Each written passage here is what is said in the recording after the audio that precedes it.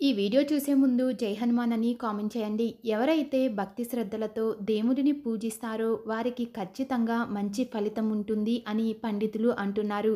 మీకు ఎన్ని కష్టాలు వచ్చినా సరే దేవుడిని పూజించడం మాత్రం అస్సలు మర్చిపోవద్దు.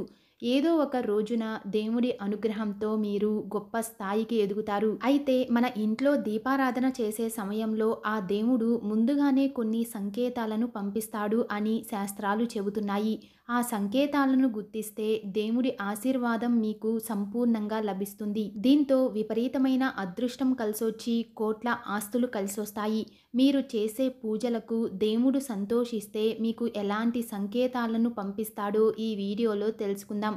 వీడియోని స్కిప్ చేయకుండా చూడండి. మా తెలుగు ట్రూ ఫ్యాక్ట్స్ ఛానల్ని ఫస్ట్ టైం చూస్తున్నట్లయితే మా ఛానల్ని సబ్స్క్రైబ్ చేసుకోండి. బ్రహ్మముహూర్తంలో దేవతలు తిరుగుతూ ఉంటారు కాబట్టి ఉదయం 3 గంటల నుండి 5 గంటల మధ్యలో ఎవరికైనా మెలకువ వస్తే ఆ ఇంట్లో దేవతలు తిరుగుతున్నారు అని అర్థం.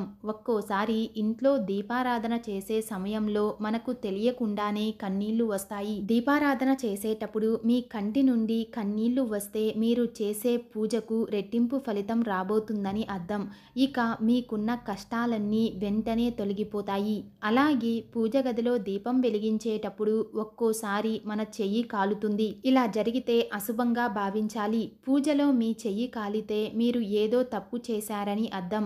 కాబట్టి ఎటువంటి చెడు ఆలోచనలు మనసులో లేకుండా భక్తి శ్రద్ధలతో దేవుడిని పూజించాలి. అలాగే దేవుడికి హారతి ఇచ్చేటప్పుడు ఒక్కోసారి దేవుడి ముఖంలో చిరునవ్వు కనిపిస్తుంది. హారతి సమయంలో దేవుడు నవ్వినట్టుగా అనిపిస్తే చాలా శుభశకునంగా భావించాలి. ఎవరికైనా ఇలా కనిపిస్తే మాత్రం ఇక మీ జన్మ ధన్యమైనట్లే. మీరు చేసే పూజలన్నీ నేరుగా ఆ దేవుని పాదాల చెంతకు చేరుతాయి అని అర్థం.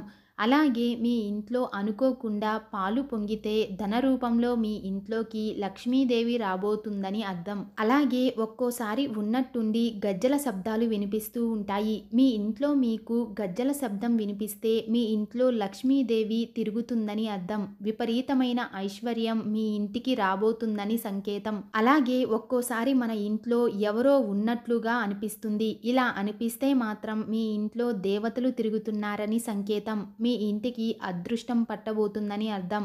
అలాగే ఇంట్లో దీపారాధన చేసేటప్పుడు ఒక్కోసారి దీపంలో నూనె లేకపోయినా సరే దీపం అలాగే వెలుగుతూ ఉంటుంది. ఇలా జరిగితే మాత్రం చాలా అదృష్టంగా భావించాలి. మీ ఇంటికి దేవతల ఆశీర్వాదం ఉందని అర్థం చేసుకోవాలి.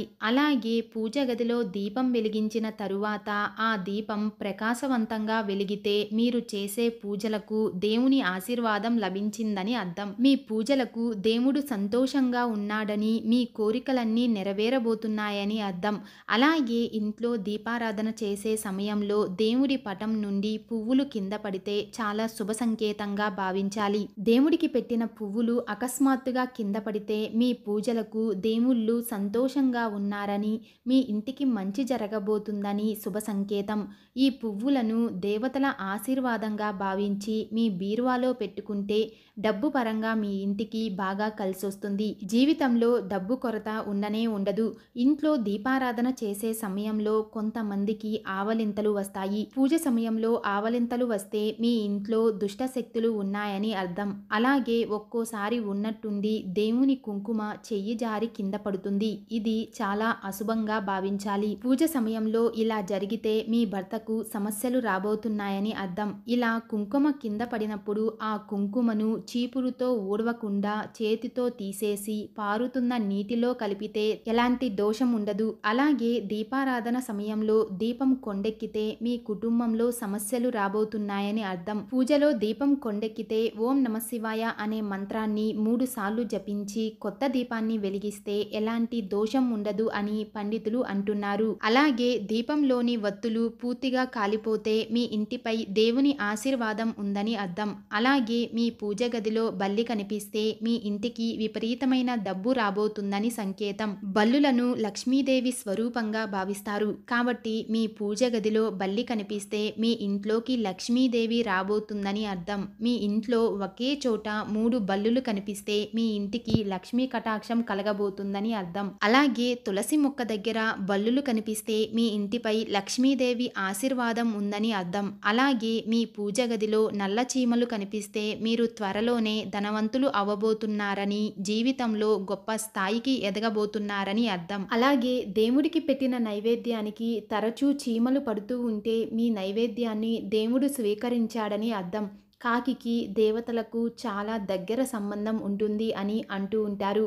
కాబట్టి ప్రతిరోజు మీ ఇంటి ముందుకు కాకి వస్తే ఏదైనా ఆహారాన్ని ఆ కాకికి పెట్టండి. ఇలా చేస్తే దేవతల ఆశీర్వాదం మీ ఇంటిపై ఎల్లవేళలా ఉంటుంది. అలాగే చాలామందికి కలలో దేవతలు కనిపిస్తూ ఉంటారు. మీ కలలో దేముళ్ళు కనిపిస్తే మీ ఇంటికి ఏదో మంచి జరగబోతుందని, త్వరలోనే ఒక శుభవార్తను వినబోతున్నారని అర్థం. అలాగే దీపారాధన చేసే సమయంలో ఒక్కోసారి దీపం నుండి శబ్దాలు వినిపిస్తాయి. ఇలా శబ్దాలు అస్సలు రాకూడదు అని పండితులు అంటున్నారు. దీపం ప్రశాంతంగా వెలగాలే కానీ ఇలా శబ్దం చేస్తూ దీపం వెలగకూడదు. అలా వెలిగితే పూజలో మీరు తప్పులు చేస్తున్నారని అర్థం. దేవుని పూజలో కొబ్బరికాయ కుళ్ళిపోతే వెంటనే ఆ కొబ్బరికాయను తీసేసి మీ కాళ్ళు చేతులను శుభ్రంగా కడుక్కొని కొత్త కొబ్బరికాయను కొట్టండి. ఇలా చేయడం వల్ల ఎలాంటి దోషం ఉండదు. మీ ఇంట్లో అకస్మాత్తుగా ఎలుకలు కనిపిస్తే అది దురదృష్టానికి సంకేతం. తరచూ మీ ఇంట్లో ఎలుకలు కనిపిస్తే భవిష్యత్తులో